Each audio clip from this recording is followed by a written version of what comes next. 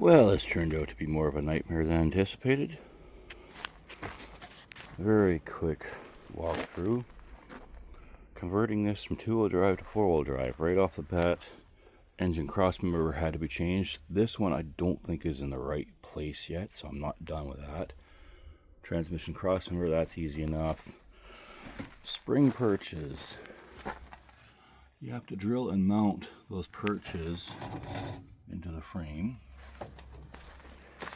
And add the leaf spring perches, but these wind up being just held on with a bolt.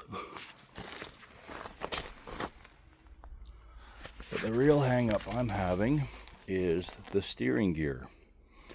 The old one mounted straight on with the pitman arm down flat.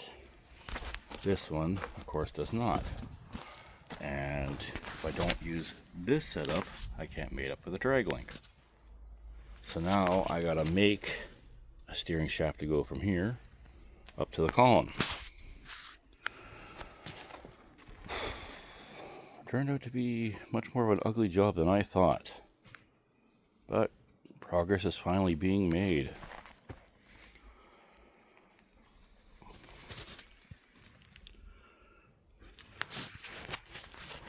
Now this adapter plate is definitely key.